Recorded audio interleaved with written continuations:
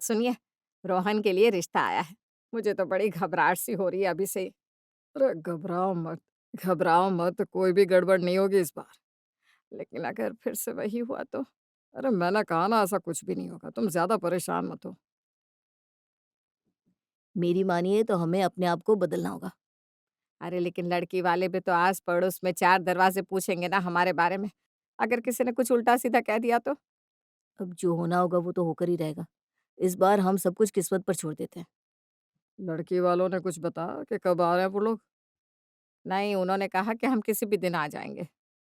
आपको भी कुछ समझ में नहीं आया ना कि अगर शादी के लिए लड़की वाले देखने आ रहे हैं तो उसमें तो खुशी की बात होनी चाहिए। पता नहीं अरोरा परिवार इतना डरा, सहमा सा क्यों लग रहा था? आखिर ऐसी कौन-सी बात थी जो वो छिपा रहे थे? अरे! घर में कोई है या नहीं? अरे रूपक जी, आइए, आइए। कैसे आना हुआ आपका? मैं लड़की वालों को लेकर आया हूँ। क्या? लड़की वालों को? लेकिन आपने बताया भी नहीं कि आप उन्हें लेकर आ रहे हैं। अरे मुझे भी अचानक उनका फ़ोन आया। उन्होंने कहा आज संडे है, वो फ्री है, तो आज ही मीटिंग रख देते हैं। अरे लेकिन आपको बताना तो चाहिए था ना। अरे कोई बात नहीं, अभी वो बाहर ही खड़े हैं, मैं उन्हें अंदर लेकर आता हूँ। अचानक आए लड़की वालों को देखकर पूरा परिवार चौंक सा गया था। सबके चेहरे की हवाइयां उड़ी हुई थी, जैसे उन्होंने कोई भूत ही देख लिया हो। लड़की वाले घर में आते हैं तभी एक तेज सी खुशबू रसोई घर से आ रही थी, जिससे सबको थोड़ी सी खांसी होने लगी। माफ़ कीजिएगा, वो आज संडे है ना तो घर में नाश्ता बन रहा था। अरे कोई बात नहीं बहन जी, इसी से तो पता चलता है कि आपका परिवार खाने पीने का शौकीन है। अरे वो तो बहुत ही है चटपटा खाने का शौक। अगर हमें रोज विनी, कम बोल बेटा, कम बोल, कितना बोलती है? अरे बोलने दीजिए। बहन जी आपकी बच्ची बड़ी ही प्यारी है। हमारी नायरा को ऐसा ही परिवार पसंद है। इसका मतलब हम रिश्ता पक्का समझे। बेटा, हमें तो आपका परिवार बहुत पसंद आया है। बस लड़का लड़की आपस में बात कर ले, आखिर रहना तो उन दोनों का है साथ में। बिल्कुल सही बात कही भाई साहब। रोहन, जाओ बेटा, नायरा को ये घर दिखाओ और दोनों को जो बात करनी है वो कर लेना। जी माँ। रोहन नायरा को पूरा घर दिखाता है। दोनों के बीच में हल्की फुल्की बातचीत होती है और दोनों जहाँ बड़े बैठे थे वहां आ जाते हैं। दोनों के चेहरे से समझ में आ रहा था कि दोनों एक दूसरे को पसंद करने लगे हैं। देखिए बहन जी, नायरा जिस तरह से शर्मा रही है उससे पता चल रहा है कि उसकी तरफ से तो हाँ है इस रिश्ते के लिए। हम तो ना कह ही नहीं सकते ना आंटी जी। अरे ये लड़की भी ना। इसका मतलब दोनों परिवार इस रिश्ते के लिए तैयार है। चलिए इसी बात पर आप मुंह मीठा करवाइए हमारा। वैसे बहन जी, हमने सुना है आपका बड़ा बेटा और बहू भी है, वो कहीं नहीं दिखाई दे रहे। हाँ, मेरी बहू ऊपर वाले फ्लोर पर रहती है ना बहन जी। हाँ, उन्हें ज्यादा चटपटा खाना पसंद नहीं है ना इसलिए। क्या पसंद नहीं है? अरे ये कुछ भी कहती रहती है, पगली सी है बिल्कुल। मैं अभी वेदिका और कुंदन को बुलाती हूँ। विनी ने कुछ कहा तो था लेकिन कोई उसकी बात को साफ-साफ समझ नहीं पाया था। लेकिन जो भी हो रोहन और नायरा की शादी पक्की हो गई। शादी की सारी तैयारियों में वेदिका, रोहन की भाभी भी शामिल थी। देखने से लग नहीं रहा था कि सास और बहू के बीच में किसी भी तरह का कोई तनाव है या फिर न जाने वेदिका के ऊपर के फ्लोर पर रहने का कारण क्या है। खैर जो भी है, लेकिन शादी के सारे फंक्शंस अच्छे से निपट गए। नायरा, आओ बेटा, यहाँ बैठो। सारे रिश्तेदार तुमसे मिलना चाहते हैं, आओ। हाँ, ये सब हमारे नानी के गाँव से आए हैं। आओ आओ नई दुल्हन, हम तुम्हारे साथ बैठकर खाना खाएंगी। माँ जी, आपको लगता है कि नायरा इन सब के साथ खाना खा पाएगी? अब यहाँ सब लोग बैठे हैं, अगर दूल्हा-दुल्हन साथ में नहीं बैठे तो सब लोग नाराज़ हो जाएँगे ना। मैं तो नहीं कर पाई थी। देखते हैं आपकी छोटी बहू कैसे खा पाती है खाना। खाना टेबल पर लगाया जाता है, सब लोग खाना खाने बैठते हैं, लेकिन सुजाता के चेहरे से पसीने छूट रहे थे। उसने वेटर को इशारा किया और थाली लाने को कहा। उसके बाद सबने खाना खाया और अपने-अपने कमरे में आराम करने चले गए। मम्मी, आपको पता है भाभी भी हमारी तरह तीखा खाना खाती है। पगली, मैंने वेटर से कहकर थाली बदल दी थी, तभी तो नायरा आराम से खाना खा पाई।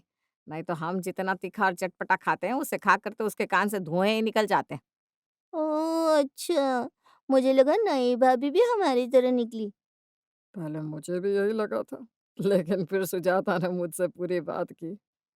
लेकिन मम्मी अभी तक तो हमने बात को सँभाल लिया कि हम इतना ज़्यादा चटपटा और तीखा खाते हैं। लेकिन शादी के बाद जब भाभी खाना बनाएगी तो हम कैसे खा पाएँगे? मुझे भी इसी बात का डर है। बड़ी बहू तो हमारे तीखे खाने की आदत की वजह से ऊपर के फ्लोर पर शिफ्ट हो गई और इसी बात की वजह से हमारे मोहल्ले में बातें बनने लगी थी। तभी तो मुझे डर था कि कहीं इसका असर रोहन के रिश्ते पर ना पड़े। अरोरा खानदान जितना तीखा और चटपटा खाना खाता है, उसकी वजह से कितने रिश्ते रोहन के लिए ठुकरा दिए गए। तभी तो मैंने फैसला किया था कि इस बार चाहे कुछ भी हो जाए, हम लड़की वालों को ये पता चलने ही नहीं देंगे कि हमारे घर में इतना ज़्यादा चटपटा या तीखा खाना खाया जाता है। वो सब तो ठीक है, लेकिन अब शादी के बाद क्या करेंगे? वो तो मुझे भी नहीं पता कि आगे क्या होने वाला है। जिस राज को रोहन का परिवार कब से छुपा रहा था वो ये था कि उनका पूरा परिवार बड़ा ही चटपटा और तीखा खाना खाता है। लेकिन क्योंकि उनकी बड़ी बहू से ये बर्दाश्त नहीं हुआ तो वो ऊपर वाले फ्लोर पर शिफ्ट हो गई। अब भविष्य में ये चीज दोबारा ना हो उसके लिए सबने ये फैसला किया था कि वो लोग आम सा खाना ही खाएंगे। माँ जी, आज मेरा रसोई में पहला दिन है। आप बताइए आप लोग क्या खाएंगे, मैं वही बना देती हूँ। मायरा बहू, अब रसोई मैंने तेरे हाथ में सौंप दी है। तुझे जैसा खाना बनाना है बना, हम लोग सब कुछ खा लेंगे। ठीक है माँ जी। फिर मैं पहले मीठे में मूँग दाल का हलवा, छोले की सब्ज़ी और चावल बना देती हूँ। साथ में कच्चे आम की चटनी और रोटी। हाँ, बहू बना दे। नायरा ने बड़े ही मन से सबके लिए आज खाना बनाया था। खाने की खुशबू तो हर किसी के कमरे तक आ रही थी और दिखने में खाना बड़ा ही लाजवाब था। आज बड़े दिनों के बाद छोले-चावल की खुशबू सुनकर मन तृप्त हो गया। पापा जी, मन को तृप्त आप बाद में कीजिएगा। पहले चखकर बताइए ना खाना कैसा बना है? हाँ, हाँ, बहू आओ सब लोग बैठो साथ में खाना खाते हैं। अरे कुंदन भैया, आप सही वक्त पर आए हैं। आज मैंने पहली बार खाना बनाया है। आप भी टेस्ट करके बताइए ना कैसा बना है। अ, ज़रूर, ज़रूर। सब लोग खाने की टेबल पर बैठते हैं। नायरा सबको बड़े ही प्यार से खाना परोसती है। लेकिन एक-एक चम्मच खाना खाने के बाद सबने कुछ खास खाना खाया ही नहीं। सबने तारीफ तो बहुत की खाने की, लेकिन किसी ने भी अपनी प्लेट का खाना खत्म नहीं किया था। बहुत ही बढ़िया खाना था बहू, ये लो मेरी तरफ से शगुन। अरे! इसकी क्या ज़रूरत है पापा जी? अरे बहू, तुमने पहली बार खाना बनाया है, लो ये मेरा आशीर्वाद है। सब लोग तारीफ तो कर रहे हैं लेकिन खाना तो ठीक से किसी ने नहीं खाया। खाने में कोई कमी रह गई थी क्या? या लगता है छोले किसी को ज़्यादा पसंद नहीं होंगे। अगली बार पनीर की सब्जी बना दूंगी, वो तो सबको पसंद ही होगा। माँ, मुझे कुछ तीखा और चटपटा खाना है प्लीज, ऐसे तो मेरे गले से खाना नहीं उतर रहा। तुझे क्या लगता है, जब तक सब्जी में 4-5 हरी मिर्च और लाल मिर्च का तड़का ना हो, तब तक मेरे गले से सब्जी उतरती है क्या? लेकिन अब बहू से कहे कैसे कि हम इतना ज़्यादा चटपटा खाना खाते हैं। तो क्या अब हमें रोज ऐसे ही खाना खाना पड़ेगा? अरे भई, कुछ तो सोचना पड़ेगा ना इसका उपाय। सुजाता, विनी, रोहन, कुंदन और अशोक सबने एक हफ्ते तक तो जैसे-तैसे करके खाना हलक से उतार लिया। लेकिन आज संडे को पूरा दिन घर पर था और ऐसा खाना खाने का किसी का भी मन नहीं कर रहा था। ऊपर वेदिका ऐसा खाना बनाती है, उससे बचने के लिए पहले मैं नीचे आ जाया करता था। लेकिन अब यहाँ नायरा भी यही कर रही है। मम्मी, आप उससे कुछ कहती क्यों नहीं हो? क्या कहूँ? याद है ना, तेरी बीवी से कहा था कि हम तीखा और चटपटा खाना खाते हैं तो क्या हाल हुआ था? वेदिका, 5-6 हरी मिर्च और लाल मिर्च का तड़का ज़रा ज़्यादा लगाना और नींबू और गरम मसाले तो तू जैसे डालती नहीं। थोड़ा चटपटा, तीखा खाना बनाया कर बहू। बस, अब बहुत हो गया माँ जी। रोज़-रोज़ तीखा खाना बनाते-बनाते ये देखिए मेरे हाथ कट गए हैं। मिर्ची काटते-काटते मेरे हाथों में छाले पड़ गए हैं। अब मुझसे और ये नहीं होगा। रोज़-रोज़ आपका पूरा घर नहीं, पूरा खानदान ही ऐसा चटपटा और तीखा खाना खाता है। मेरी तो ज़ुबान ही जल जाती है ऐसा खाना खाते-खाते। अब बहू, इसके दादा-दादी के वक़्त से ही सबको यही आदत है, तो कैसे बदल सकते इतनी पुरानी आदत को? फीका खाना किसी के हलक से ही नहीं उतरता। लेकिन मेरे गले में ये तीखा और चटपटा खाना खाकर खड्डे हो गए हैं। मैं ना तो अब ऐसा खाना खा सकती हूँ और ना ही बना सकती हूँ। वेदिका बहू, लेकिन अब ये लेकिन कुछ नहीं। मैं आप लोगों के साथ और रह ही नहीं सकती। मैं और कुंदन ऊपर वाले फ्लोर पर शिफ्ट हो रहे हैं माँ जी। मैं अब ये तीखा और चटपटा खाना ज़्यादा बर्दाश्त नहीं कर पाऊँगी। आया कुछ याद? हाँ, सब कुछ याद है मुझे, कैसे भूल सकता हूँ। लेकिन मम्मी, कम से कम संडे को तो हमें कुछ चटपटा खाने को मिलेगा कि नहीं? अरे उसके लिए हमें नायरा को रसोई से हटाना पड़ेगा। मम्मी, नायरा को मैं उसके मायके छोड़ाता हूँ। उसके बाद हम यहाँ चटपटा और तीखा खाना बनाते हैं। वो यहाँ होगी ही नहीं, ना ही उसे पता चलेगा हमारी आदत के बारे में। क्या नहीं पता चलेगा रोहन? नायरा भाभी, आप यहाँ नायरा भाभी कहाँ से आ गई? मर गए अब तो। अरे तुम कब आई? पता है हम सब संडे के चटपटे खाने मेरा मतलब है संडे है ना आज, तो तुम्हारे लिए सरप्राइज़ प्लान कर रहे थे। मेरे लिए सरप्राइज़? हाँ, आज संडे है तो मैं सोच रहा हूँ कि तुम्हें तुम्हारे मम्मी-पापा के घर छोड़ आता हूँ। तुम पूरा दिन वहाँ उनके साथ रहना, बातें करना, फिर मैं रात को तुम्हें लेने आ जाऊँगा। आप लोग मेरे लिए कितना सोचते हैं। ये सब तो हम अपने लिए कर रहे हैं। तुमने कुछ कहा क्या विनी? अरे! इसकी तो किसी दिन मैं ज़बान ही काट लूँगी मैं। तू जा बहू तुझे रोहन छोड़ आएगा। फाइनली आज सुजाता के हाथ में रसोई का भार आ चुका था। उसने संडे के दिन तिक्की पाव भाजी, हरी मिर्च की चटनी के साथ वड़ा पाव, चटपटी तेज भेल सब कुछ बनाकर तैयार कर लिया, जिसकी खुशबू से नीचे सबके मुंह में पानी आ रहा था और ऊपर वेदिका छींक पे छींक खाए जा रही थी। अक्छी! ये लोग धरती पर रहने लायक अक्छी! धरती पे रहने लायक ही नहीं है। इतना तीखा और चटपटा खाना कोई खाता है क्या? अक्छी! मेरी तो नाक जल रही है। मिर्च का छौंका तो ऐसे लगाते हैं सब्जी में जैसे ज़ीरा हो। हाय! मेरी आँख और नाक। इसीलिए इन लोगों ने नायरा को उसके मायके भेज दिया। आच्छी! जिससे ये लोग संडे के दिन चटपटा नाश्ता कर पाएँ। पूरा हफ्ता फीका और मीडियम खाने के बाद अब संडे को अरोरा परिवार नायरा को किसी न किसी बहाने से बाहर भेज देता था और पीछे से संडे का चटपटा और तीखा सा नाश्ता बनाया करते। उसके बाद विनी और सुजाता मिलकर रसोई को ऐसे साफ कर देती जैसे यहाँ कोई खाना बना ही ना हो। माँ जी, 2 दिन पहले तो मैं बाज़ार से हरी मिर्च और सूखी लाल मिर्ची भी लाई थी। आज कहीं नज़र नहीं आ रही। वो तो हमने तल कर खा ली। हैं? इतनी सारी मिर्च खा ली? अरे पगली कुछ भी कहती है। खा नहीं ली बहू। इसके कहने का मतलब है कि दे दी। वो पड़ोस वाली गुंजन आंटी है ना, उनको ज़रूरत थी तो दे दी मैंने। पड़ोस वाली गुंजन आंटी का मकान तो कब से बंद पड़ा है।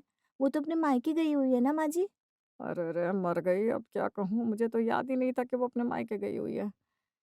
क्या हुआ माँ जी, कोई बात है क्या? आपके चेहरे से लग रहा है आप कुछ छुपा रही हैं मुझसे। अरे नहीं बहू मैं क्या ही छुपाऊँगी अब। वो मिर्ची मैंने तोते को दे दी। हाँ, हाँ, तोते को। वो आए थे ना बहुत सारे संडे को तो मैंने उनको खिला दी। वो भी हमारी तरह संडे को तीखा और चटपटा नाश्ता खाते हैं। हमारी तरह? अरे बहू तू इसकी बातों पर ध्यान मत दे, तू अपना काम कर। मैं बाज़ार से और मिर्चियाँ लेकर आती हूँ, हाँ? हुँ। विन्नी और सुजाता की लड़खड़ाती जुबान को देखकर नायरा को शक हो गया था कि उसकी सास और ननद उससे कुछ तो छुपा रही हैं, लेकिन क्या? वो उसे समझ में नहीं आ रहा था। लेकिन कोई और भी था जो इनके चटपटे और तीखे खाने से बेहद परेशान था। मेरी नाक पकोड़े की तरह लाल हो गई है। इनका तो हर संडे का हो गया है अब। नहीं, नहीं, नहीं, अब मुझे कुछ तो करना ही पड़ेगा। मैं नीचे से ऊपर आ गई कि मैं इस तीखे और चटपटे खाने को बंद करवा सकूँ, लेकिन ये लोग तो सुधर ही नहीं रहे। कुछ तो करना ही होगा अब। वेदिका इसके बाद ऐसी चाल चलने वाली थी जिसका अंदाजा भी अरोरा परिवार को नहीं था।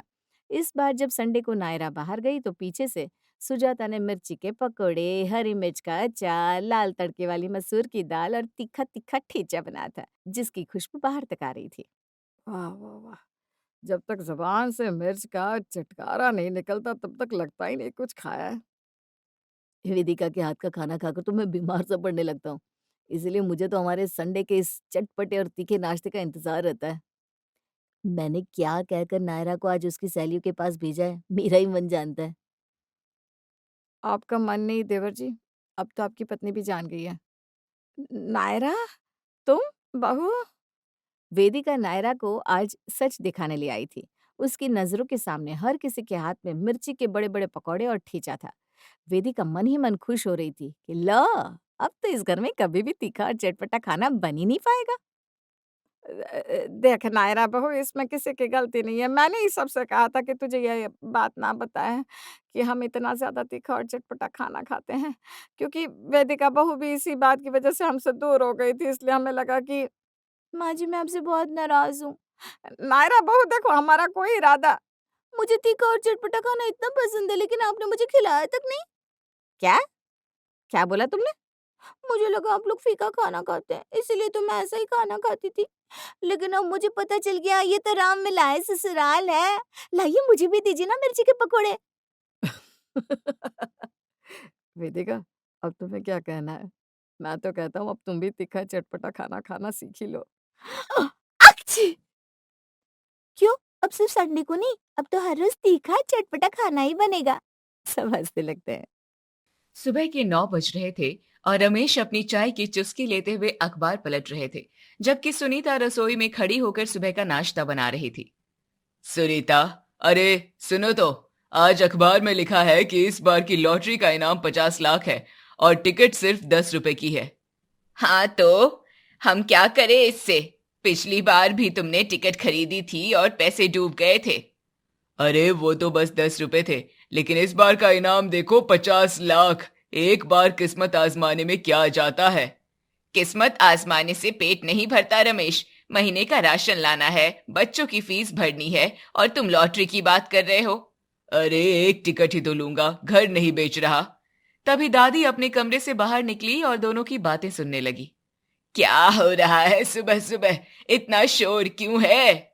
माँ, लॉटरी की टिकट लेने की बात कर रहा हूँ, सुनीता मना कर रही है। अरे ले आओ बेटा, भगवान पर भरोसा रखो, कभी ना कभी तो किस्मत खुलेगी। माँ जी, आप भी इनका साथ मत दीजिए, पहले से ही घर में पैसों की तंगी है। शाम को रमेश दुकान से लौटे तो उनके हाथ में लॉटरी की टिकट थी और चेहरे पर हल्की सी मुस्कान थी। ले आए? हाँ, बस एक ही ली है, 10 रुपए की, इतना तो चलेगा ना। पापा, लॉटरी में कुछ भी नहीं मिलता, ये सब बस लोगों को बेवकूफ बनाने का तरीका है। बेटा, तू अभी छोटा है, जिंदगी में कभी कभी किस्मत भी काम आती है और मेहनत भी। पापा, अगर लॉटरी लग गई तो मुझे नई साइकिल दिलाओगे ना? मेरी पुरानी वाली टूट गई है और स्कूल जाने में बहुत दिक्कत होती है। हाँ बेटा, लॉटरी लगी तो साइकिल क्या, और भी बहुत कुछ दिलाऊंगा। पहले लॉटरी लगने दो, फिर सपने देखना। अगले रविवार की सुबह रमेश अखबार लेकर बैठे और लॉटरी के नंबर मिलाने लगे। सुनीता, जरा इधर आओ तो, टिकट लेकर आओ अलमारी से। अब क्या हुआ? अरे आओ तो, नंबर मिला रहा हूँ। सुनीता अलमारी से टिकट लेकर आई और रमेश के हाथ में दे दी। 1, 2, 3। सुनीता, ये तो मिल रहे हैं। क्या? अरे रुको, 4, 5। सुनीता, ये सारे नंबर मिल रहे हैं। सच में? हाँ सुनीता, हमारी लॉटरी लग गई, 12 लाख रुपए। सुनीता के हाथ से अखबार गिर गया और वो हैरानी से रमेश को देखने लगी। क्या हुआ? क्यों चिल्ला रहे हो? माँ, लॉटरी लग गई, 12 लाख। हे भगवान, मैंने कहा था ना कि किस्मत जरूर खुलेगी। रोहित और छोटू भी दौड़ते हुए कमरे में आए। पापा, सच में 12 लाख? हाँ बेटा, 12 लाख। उस रात घर में जश्न का माहौल था और सब लोग एक साथ बैठकर खुशियां मना रहे थे। रमेश, पहले सोचो कि पैसे कैसे खर्च करने हैं, सोच समझकर काम करना होगा। हाँ सुनीता, सबसे पहले वो पुराना कर्ज चुकाएंगे जो सुरेश भाई से लिया था। भाई, मेरी तो चिंता मत करो, पहले घर का सोचो। नहीं भाई, पहले तुम्हारा कर्ज, ये मेरे लिए सबसे जरूरी है। और बच्चों की फीस भी बाकी है, वो भी भरनी होगी।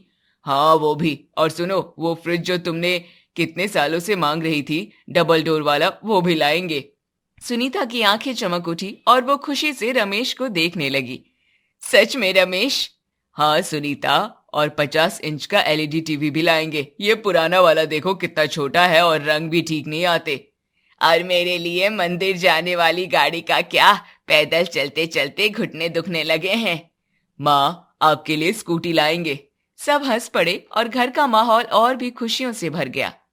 पापा, घर की दीवारें भी देखो कितनी पुरानी हो गई है, रंग उखड़ा है और बारिश में छत से पानी टपकता है। हाँ बेटा, घर की मरम्मत भी करवाएंगे और नया रंग भी करवाएंगे ताकि घर बिल्कुल नया जैसा लगने लगे। और थोड़ा पैसा बचाकर भी रखना होगा, क्योंकि पैसा जितनी जल्दी आता है उतनी जल्दी चला भी जाता है। सही कह रही हो सुनीता, इस बार पैसा समझदारी से खर्च करेंगे ताकि बच्चों का भविष्य सुरक्षित रह सके और घर में कभी तंगी ना आए। और मेरी साइकिल? तेरी साइकिल पक्की है बेटा। और रमेश, वो आरओ वाला पानी का फिल्टर जो पड़ोस में शर्मा जी ने लगवाया है, वो भी लगवाएंगे क्या? बच्चों को पानी पीने का साफ पानी मिलेगा। बिल्कुल लगवाएंगे, और खाने वाली बाई भी रखेंगे। तुम भी थक जाती हो रोज रोज खाना बनाते बनाते। सच में? बाई भी? हाँ सुनीता, अब 12 लाख है हमारे पास, थोड़ा तो आराम करो। भगवान की कृपा है, बहुत दिनों बाद घर में खुशी आई है। अगले हफ्ते रमेश और रोहित फ्रिज लेने के लिए बाजार गए और एक बड़े शोरूम में पहुंच गए जहां चारों तरफ चमचमाते हुए फ्रिज रखे हुए थे। रोहित, ये वाला देख, ये तो बिल्कुल वैसा ही है जैसा सुनीता हमेशा से कहती थी कि काश हमारे घर में भी ऐसा फ्रिज होता। पापा, ये तो 45,000 का है। कोई बात नहीं बेटा, आज ले लेते हैं। कितने सालों से सुनीता पुराने फ्रिज से काम चला रही है। फ्रिज घर आया तो पूरा परिवार उसे देखने के लिए इकट्ठा हो गया और सुनीता की आंखें भर आई। रमेश, इतना बड़ा फ्रिज हमारे घर में मैंने तो सोचा भी नहीं था। अब सोच लो, ये तुम्हारा है। बहू, अब अचार और मट्ठा दोनों एक साथ रखे जाएंगे।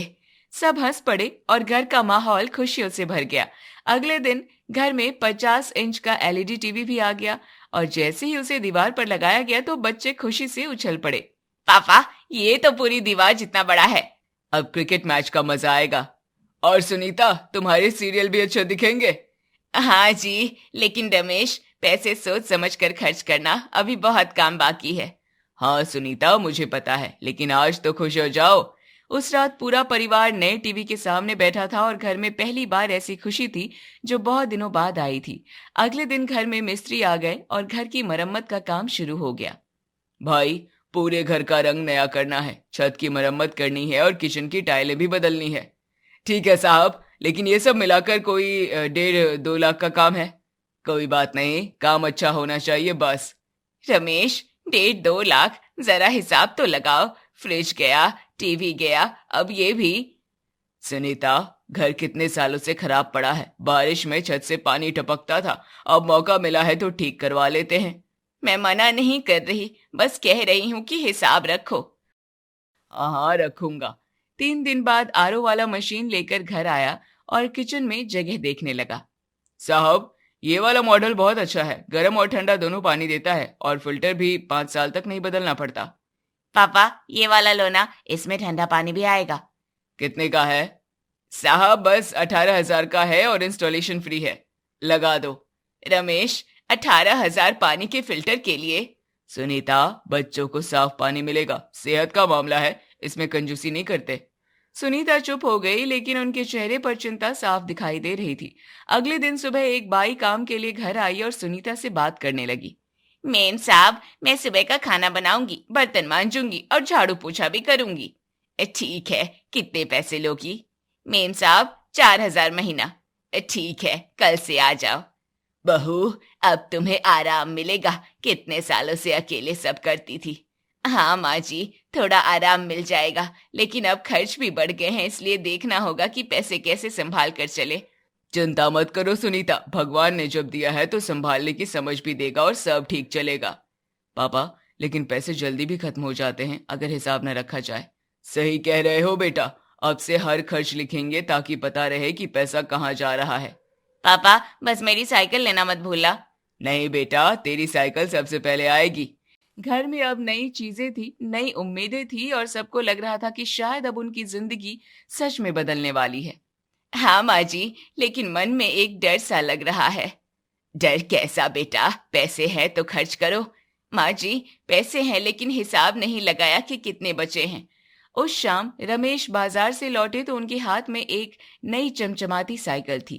पापा, ये तो बिल्कुल वैसी ही है जैसी मैं चाहता था। हाँ बेटा, तूने कहा था ना लाल वाली चाहिए, यही लाया हूँ। छोटू साइकिल लेकर खुशी से भाग गया और गली में उसे चलाने लगा। पापा, एक बात पूछूं? पूछो। पापा, अब तक कितने पैसे खर्च हो गए हैं, कभी हिसाब लगाया? अरे बेटा, 12 लाख है, इतनी जल्दी कहाँ जाएंगे? पापा, फ्रिज 45,000, टीवी 55,000, आरओ 18,000, साइकिल 8,000, ये तो 1.5 लाख से ऊपर हो गया और घर की मरम्मत अभी बाकी है। तो भी 10 लाख से ऊपर बचेंगे। पापा, सुरेश चाचा का कर्ज भी चुकाना है। हाँ वो भी, लेकिन बेटा चिंता मत करो, सब हो जाएगा। हफ्ते भर बाद घर की मरम्मत का पूरा काम हुआ और मिस्त्री हिसाब लेकर आया। साहब, 2,20,000 रुपए हुए। अरे 2 लाख ही कहा था तुमने। साहब, किचन की टाइलें बदलते वक्त नीचे की दीवार भी खराब निकली, वो भी ठीक करनी पड़ी, इसलिए थोड़ा ज्यादा हो गया। ठीक है भाई। रमेश, जरा बैठो, हिसाब लगाते हैं। दोनों मेज के पास बैठ गए और कागज पर खर्च लिखने लगे। फ्रिज 45,000, टीवी 55,000, आरओ 18,000, साइकिल 8,000, घर की मरम्मत 2,20,000, ये तो 3.5 लाख से ऊपर हो गया। और सुरेश भाई का कर्ज 1 लाख बाकी है, तो 4.5 लाख खर्च हो गए, बाकी 7.5 लाख बचे। 7.5 लाख कम नहीं होते सुनीता। हाँ लेकिन रमेश भाई, 4,000 महीना तनख्वाह है, बच्चों की फीस है, राशन है, दवाइयां हैं, ये सब भी तो चलता रहेगा। चलता रहेगा, 7.5 लाख में सब हो जाएगा। लेकिन 3 हफ्ते बाद रोहित को नौकरी के लिए एक नए लैपटॉप की जरूरत पड़ गई। पापा, ऑफिस में काम घर से भी करना पड़ता है और पुराना लैपटॉप बिल्कुल बंद हो गया है। कितने का आएगा? पापा, अच्छा वाला 50,000 का आएगा। ले आओ। रमेश, सुनीता, रोहित की नौकरी का मामला है, ये जरूरी है। कुछ दिनों बाद दादी के घुटनों में दर्द बहुत बढ़ गया और डॉक्टर को दिखाना पड़ा। देखिए, ऑपरेशन जरूरी है और खर्च कोई 80,000 के आसपास आएगा। कोई बात नहीं डॉक्टर साहब, माँ की सेहत से बड़ा कुछ नहीं है। बेटा, इतना खर्च मत करो। माँ आप चुप रहो, ये काम होगा। 1 महीने बाद सुनीता ने फिर हिसाब लगाया और रमेश को बुलाया। रमेश बैठो, जरूरी बात करनी है। क्या हुआ? हिसाब सुनो। 3.5 लाख पहले खर्च हुए, सुरेश भाई का 1 लाख, रोहित का लैपटॉप 50,000, माँ जी का ऑपरेशन 80,000, ये तो 6 लाख से ऊपर हो गया। तो भी 6 लाख बचे। रमेश, लॉटरी के पैसे अभी मिले नहीं है ना, लॉटरी, ऑफिस जाना है और इस बीच घर का खर्च चला रहे हैं तो उधार लेना पड़ा शर्मा जी से। कितना? 30,000। अरे ये तो लॉटरी के पैसे आते ही चुका देंगे। हाँ लेकिन रमेश, पहले लॉटरी ऑफिस जाओ, पैसे लेकर आओ, फिर आगे सोचेंगे। अगले दिन रमेश लॉटरी ऑफिस गए और काउंटर पर खड़े होकर अपनी टिकट अधिकारी को दी। जी, टिकट दिखाइए। रमेश ने टिकट दी। अधिकारी ने कंप्यूटर में नंबर डाला, फिर स्क्रीन को ध्यान से देखा, एक बार फिर से नंबर मिलाया। साहब, ये टिकट 12,000 रुपए की है। जी, 12,000? अखबार में तो 12 लाख लिखा था। साहब, अखबार लाए हैं। रमेश ने जल्दी से जेब से अखबार निकाला और अधिकारी को दिखाया। अधिकारी ने अखबार को ध्यान से पढ़ा और एक जगह उंगली रख दी। साहब, यहाँ देखिए, ये 12,000 लिखा है, 12 लाख नहीं। आपने शायद शून्य को देखा नहीं। 12,000, शायद जल्दी में 12 लाख पढ़ा होगा। रमेश के हाथ से अखबार धीरे धीरे नीचे गिर गया। 12,000? जी साहब, 12,000। रमेश वहीं कुर्सी पर बैठ गए और उनके चेहरे का रंग उड़ गया। उन्हें ऐसा लग रहा था जैसे पूरा कमरा घूम रहा हो और जमीन पैरों के नीचे से खिसक रही हो। घर लौटते वक्त रमेश के दिमाग में बस एक ही बात घूम रही थी और उनके कदम भारी होते जा रहे थे। 12 लाख नहीं, 12,000, और खर्च हो चुके थे 6 लाख से ऊपर। घर पहुंचे तो सुनीता दरवाजे पर खड़ी इंतजार कर रही थी और उनके चेहरे पर उत्सुकता साफ दिख रही थी। क्या हुआ? पैसे मिले? चेहरा क्यों उतरा हुआ है? रमेश कुछ नहीं बोले और चुपचाप अंदर जाकर कुर्सी पर बैठ गए। रमेश, बताओ क्या हुआ? सुनीता, अखबार लाओ। सुनीता जल्दी से अंदर गई और अलमारी से वही अखबार निकाल कर ले आई। ये लो। लेकिन हुआ क्या है? यहां पढ़ो, ध्यान से पढ़ो। सुनीता ने अखबार अपने हाथ में लिया और नंबरों वाली जगह पर ध्यान से पढ़ने लगी। 1 मिनट। सुनीता ने एक बार पढ़ा, फिर दोबारा पढ़ा, फिर उनकी आंखें फैल गई। रमेश, 12,000? ये तो 12,000 है। हाँ, लेकिन तुम तो कह रहे थे 12 लाख। मैंने जल्दी में पढ़ लिया था और मुझे लगा 12 लाख है। मैंने उस शून्य को देखा ही नहीं। तो लॉटरी 12,000 की लगी है? हाँ। सुनीता कुछ देर तक अखबार को देखती रही और फिर धीरे से कुर्सी पर बैठ गई। रमेश, हम तो 6 लाख से ज्यादा खर्च कर चुके हैं। मुझे पता है। और सुरेश भैया का कर्ज भी दिया। हाँ। और शर्मा जी से 30,000 उधार भी ले लिया। हाँ। दोनों कुछ देर तक चुप बैठे रहे और कमरे में एक भारी सन्नाटा फैल गया। दादी बाहर से अंदर आई और दोनों को चुप देखकर रुक गई।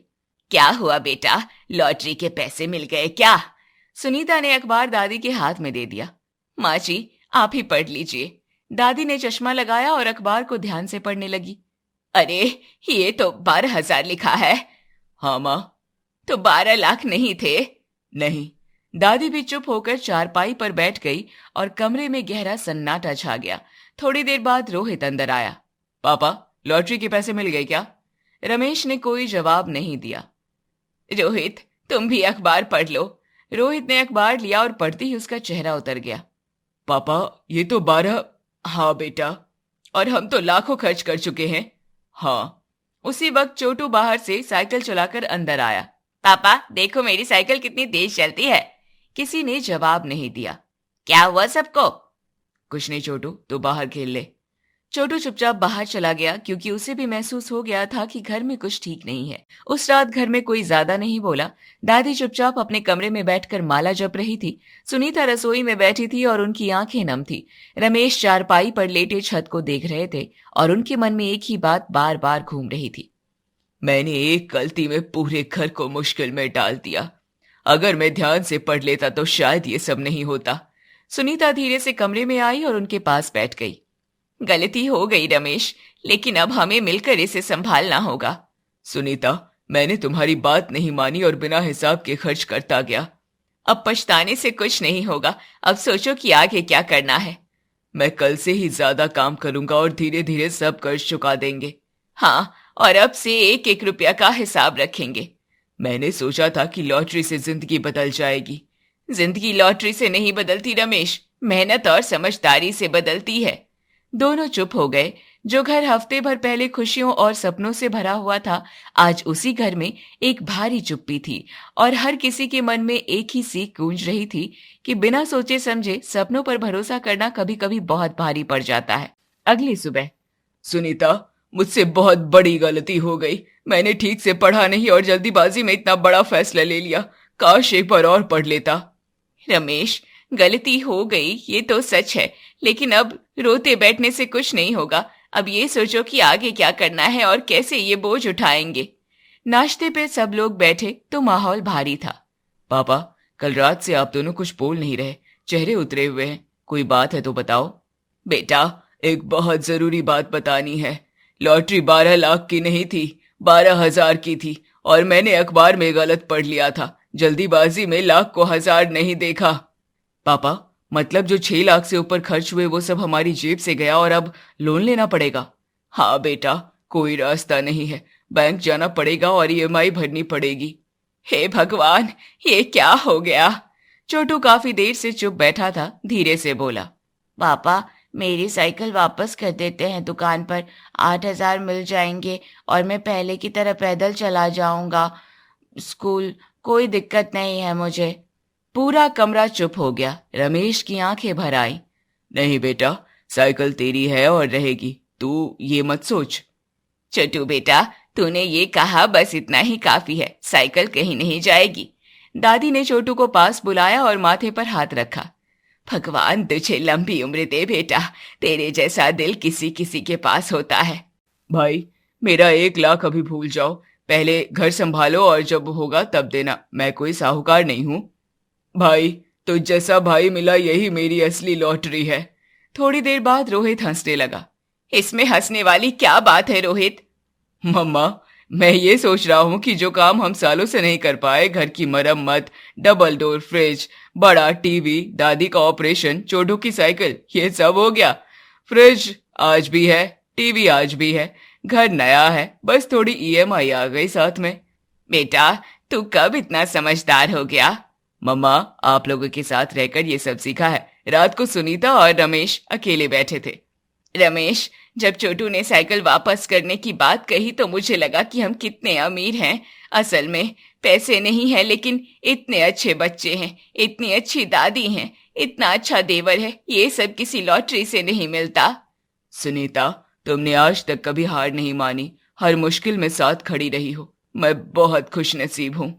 हाँ हो, इसलिए तुम जैसे इंसान को इतने सालों से संभाल रही हूँ। रमेश हंस पड़े। पहली बार 2 दिनों में। अगली सुबह रमेश बैंक गए, लोन के कागज भरे और घर लौटे। हो गया? हाँ, 5 साल की ईएमआई है, लेकिन भर देंगे, मिलकर भरेंगे। हाँ, मिलकर भरेंगे। ये घर हमारा है और इसकी जिम्मेदारी भी हमारी है। उस शाम पूरा परिवार नए 50 इंच की टीवी के सामने बैठा था। और मेरे सीरियल का क्या, हर बार क्रिकेट ही चलता है। दादी, पहले मैच फिर सीरियल। हर बार यही होता है मेरे साथ। सब हंस पड़े। 12,000 की लॉटरी थी, लेकिन जो सबक मिला वो 12 लाख में भी नहीं मिलता। और जिस घर में तकलीफ में भी हंसी हो, उस घर को किसी लॉटरी की जरूरत नहीं।